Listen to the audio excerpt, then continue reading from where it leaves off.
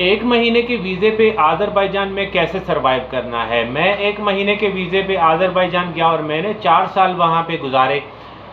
मैंने कैसे सरवाइव किया, इंशाल्लाह इस वीडियो में मैं आपको अपने 4 साल के एक-एक दिन की कहानी आपको डिटेल के साथ बताने जा रहा हूँ कि मैंने कैसे सरवाइव किया, तरीक़ाकार क्या है आपको आज़रबाईजान में सरवाइव करने का। और कुछ लोगों के जहन में कुछ शकूक व शुबहात हैं, कुछ डाउट्स हैं जिसकी वजह से वो कंफ्यूज हैं कि हम आज़रबाईजान जाएं या ना जाएं। ठीक है, तो इंशाल्लाह उम्मीद करता हूं कि अगर आप दोस्तों ने मेरी ये वीडियो पूरी देख ली तो उम्मीद करता हूं कि आपके कुछ डाउट्स जो है वो तो ज़रूर ख़त्म होंगे। मेरा नाम अब्दुल हसीब है। मैं आज़रबाईजान के हवाले से इंफॉर्मेटिव वीडियोज़ अपलोड करता रहता हूँ यूट्यूब पे। आप दोस्तों को मेरी वीडियो पसंद आए तो मेरे चैनल को सब्सक्राइब और लाइक ज़रूर कीजिएगा। मज़ीद भी दोस्तों के साथ शेयर किया करें ताकि उन तक भी मालूमात पहुंच सके। हो सकता है थोड़ा टाइम मैं आपका ज़्यादा ले लूँ। मैं वैसे नॉर्मली मेरी वीडियो जो है 5 से 10 मिनट की होती है, लेकिन इंशाल्लाह मैं कोशिश करूँगा कि मैं आपको तफसील से समझा सकूँ। अच्छा, स्टार्ट करते हैं जी। मैं साल 2018 में 21 फरवरी को मैं आज़रबाईजान गया और 21 फरवरी को मैं आज़रबाईजान पहुंचा और मैंने जस्ट एक विज़िट वीज़ा लिया जिसमें मैं आज़रबाईजान गया। मुझे कोई पता नहीं था कि आज़रबाईजान में आप 1 महीने से ज़्यादा टाइम नहीं गुजार सकते हो, आपको TRC कार्ड की ज़रूरत होती है। और जस्ट मुझे सिर्फ इतना पता था कि खूबसूरत मुल्क है और करेंसी अच्छी है। उस टाइम के हालांकि 60 रुपये की करेंसी थी उनकी, अभी जो है वो मौजूदा टाइम पे 170 रुपये का एक मनात है। उस टाइम पे 60 या 65 के लगभग तकरीबन ऐसी थी। अच्छा, मैं आज़रबाईजान पहुंचा 1 महीने के विज़िट पे और वो वीज़ा भी मैंने विज़िट वीज़ा लिया, क्योंकि आप अगर कभी भी काम के लिए जाते हैं तो आपको विज़िट वीज़ा पे नहीं जाना चाहिए। बिज़नेस वीज़ा होता है, वर्क वीज़ा होता है, वीज़े सब जो है उनके एक ही महीने के होते हैं, लेकिन उसका पर्पज़ जो है वो चेंज होता है। मैंने 1 महीना गुजारा तो मैंने 1 महीने में क्या देखा कि मैंने डॉक्यूमेंटेशन का मुझे थोड़ा बहुत समझ आ गया कि भाई ये क्या कौन से तरीके से यहाँ पे डॉक्यूमेंटेशन होती है। और स्पेशली मुझे वो लोग बहुत ज़्यादा पसंद आए। पसंद की वजह ये थी कि एक तो कल्चर बहुत अच्छा था उनका, साफ़ सफाई भी थी, फ्रेंडली भी थे, पाकिस्तानियों से बहुत ज़्यादा प्यार करते थे। तो इस वजह से मुझे वो जगह बहुत ज़्यादा पसंद आई, लेकिन मैं वापस नहीं आना चाहता था। लेकिन मेरे पास वीज़ा 1 महीने का था और वो भी विज़िट था, तो मुझे मजबूरन वहाँ से पाकिस्तान वापस आना पड़ा। अच्छा, पाकिस्तान में वापस आया तो मैंने तकरीबन 2 महीने जो पाकिस्तान में गुजारे और पाकिस्तान में मैंने उन 2 महीनों में ये सोच लिया था कि मैंने जाना है और मैंने काम करना है, सिर्फ इसी मुल्क में करना है। ठीक है, अमूमन लोग ये सोचते हैं कि हम आज़रबाईजान जाएंगे, आज़रबाईजान से हम यूरोप मूव हो जाएंगे या कहीं और मूव हो जाएंगे। तो वो क्या होता है कि वो कन्फ्यूजन होती है और थोड़ा डबल माइंडेड हो जाता है। देखिए, हमेशा कहते हैं कि छत पे चढ़ने के लिए आपको स्टेप चढ़ने पड़ते हैं। ठीक है, तो एकदम से बंदा ऊपर नहीं जा सकता, उसके लिए कुछ तरीक़ाकार होते हैं। मैंने क्या किया, मैं 2 महीने बाद वापस जो है आज़रबाईजान के लिए रवाना हो गया और मैंने जस्ट एक बिज़नेस वीज़ा अप्लाई किया जो नॉर्मली 3 दिनों में आ गया। मैं आज़रबाईजान के लिए रवाना हुआ। मेरी फाइनेंशियली पोजीशन इतनी टाइट नहीं थी, तो मेरे पास जहाज़ के टिकट के पैसे नहीं थे, तो मैंने बाय रोड प्लान किया कि मैं बाय रोड जाऊँगा। तो मैं यहाँ से ईरान गया पाकिस्तान से, और ईरान से मैं तकरीबन 5 दिनों का सफ़र करके मैं आज़रबाईजान बाकू पहुँचा। जब मैं बाकू पहुंचा तो मेरी जेब में रह गए थे जी 25 मनात।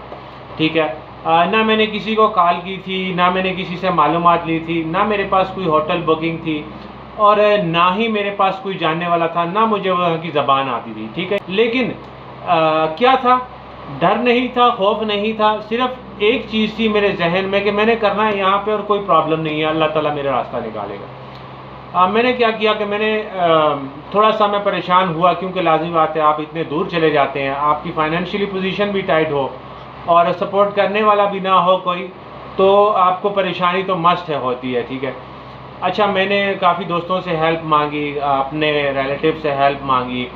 तो मेरे एक बड़े भाई हैं, मैंने उनसे भी कहा कि भाई आप जो है मेरी थोड़ी मदद करें, क्योंकि यहाँ पे डॉक्यूमेंटेशन के बगैर जो है वो नहीं होता।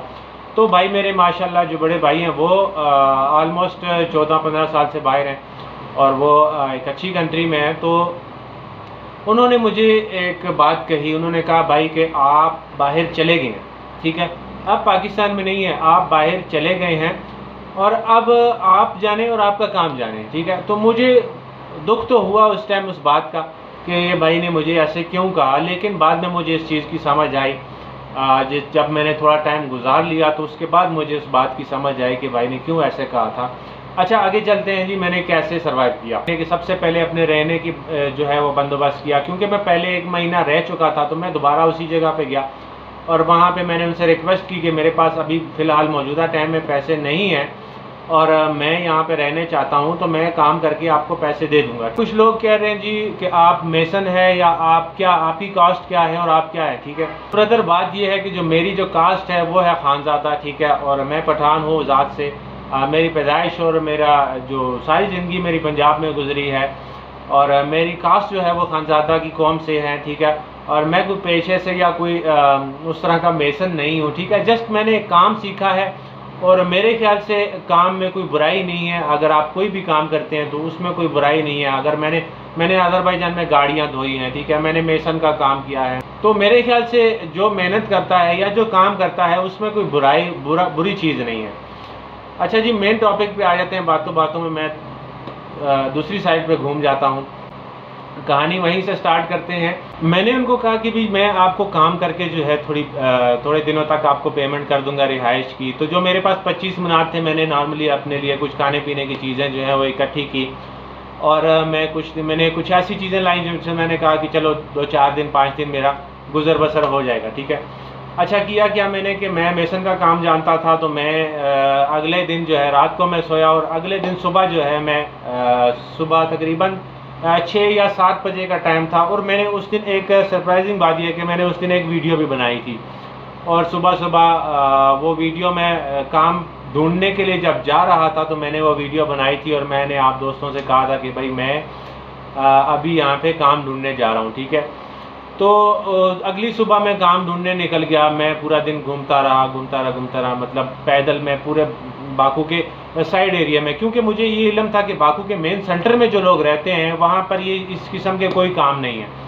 तो मैं काफ़ी देर मैंने स्ट्रगल की और मैं घूमता रहा, लेकिन मुझे फर्स्ट डे जो है काम नहीं मिला। दूसरे दिन जब मैं गया तो मुझे एक जगह पे एक बंदे ने काम के लिए हायर किया और उसने मुझे कहा कि मैं आपको पर मीटर 2 मनात दूंगा और आप मेरे पास आ जाएं काम के लिए, ठीक है। हालांकि मुझे ज़बान नहीं आती थी, लेकिन मैं इशारों से उनको समझा देता था कि भाई मुझे काम चाहिए और मैं पाकिस्तान से हूँ, ठीक है। मैं अगले दिन उसके पास काम गया और 15 दिन मैंने काम किया।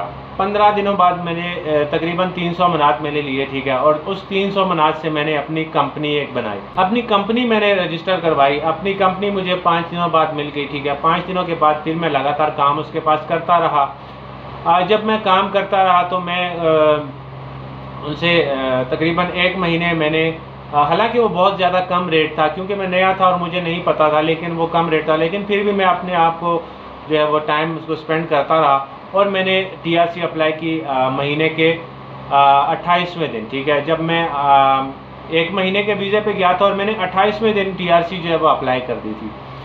जब मैंने TRC अप्लाई की मुझे 35 दिन मजीद मिल गए, लेकिन मैं अपना काम जो है वो करता रहा। अच्छा, TRC के लिए बिज़नेस चाहिए होता है और मैंने बिज़नेस नहीं बनाया था। TRC मैंने अप्लाई कर दी लेकिन मैंने बिज़नेस नहीं बनाया, तो जिसकी वजह से मेरी TRC रिजेक्ट हो गई। जब रिजेक्ट हो गई तो ऑलमोस्ट मैं 60 दिन वहाँ पे रुक चुका था और 60 दिनों के बाद मुझे 10 दिनों का उन्होंने टाइम दिया कि आप या तो हमारे मुल्क से निकल जाएँ या तो आप इन आउट करके वापस आएँ और दोबारा जो है आप अप्लाई करें।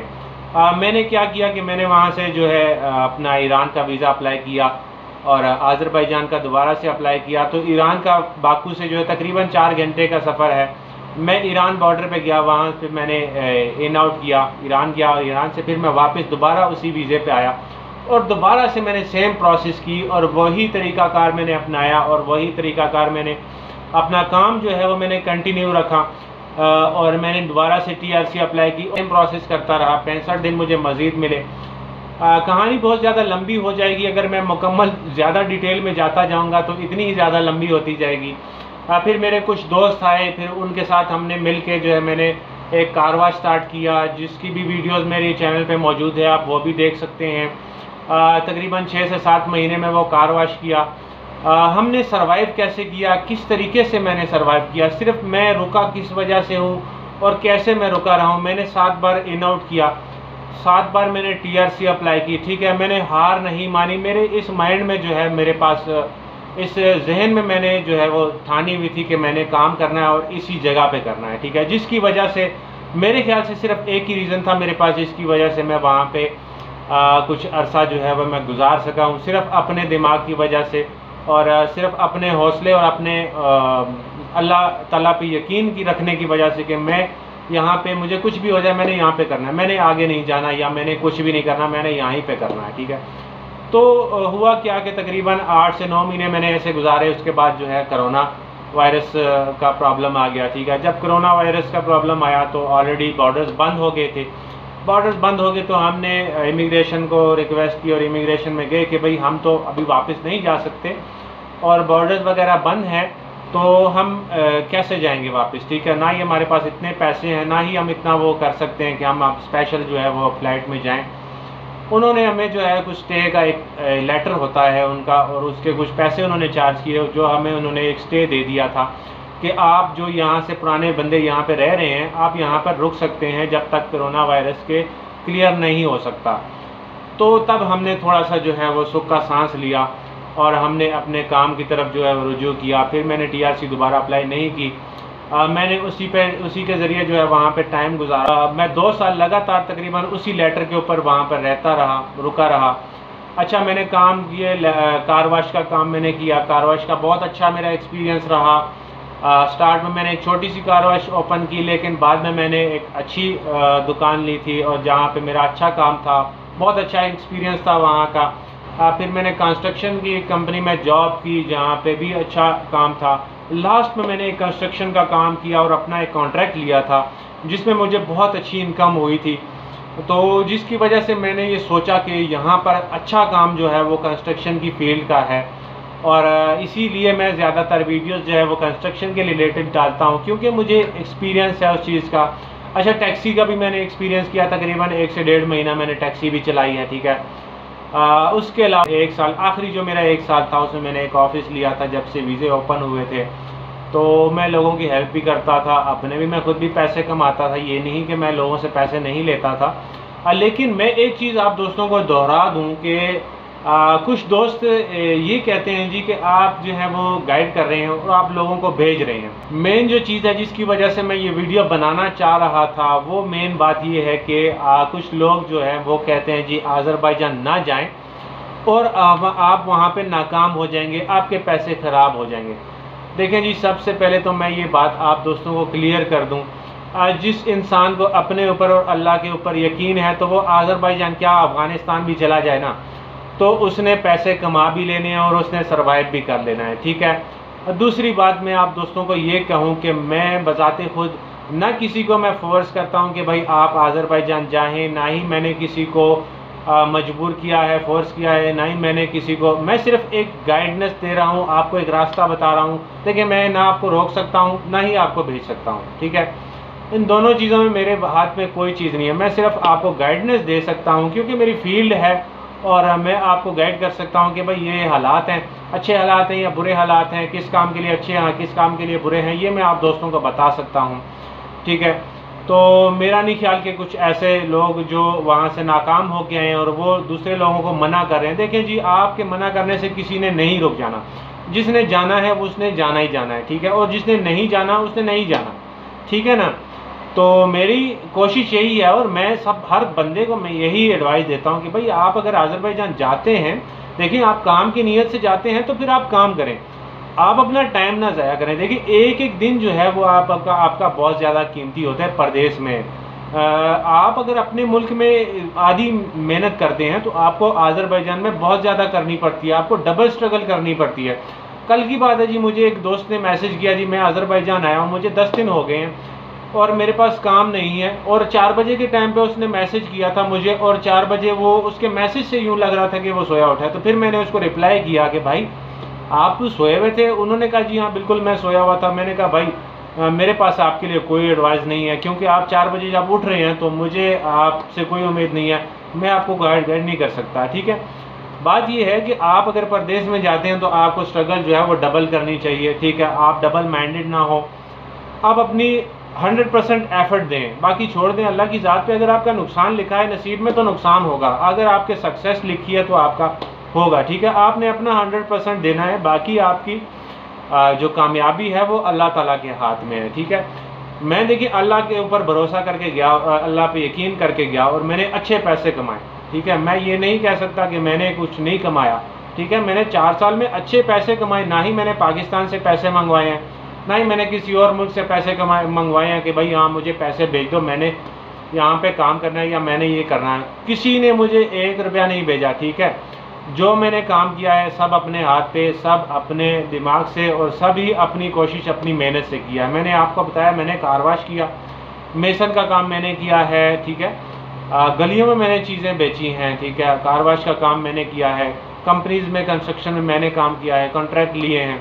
कहने का मकसद ये है और आप दोस्तों के साथ कहानी शेयर करने का मकसद ये था कि आप दोस्तों को कुछ डाउट्स हैं जो वो क्लियर हो जाएं।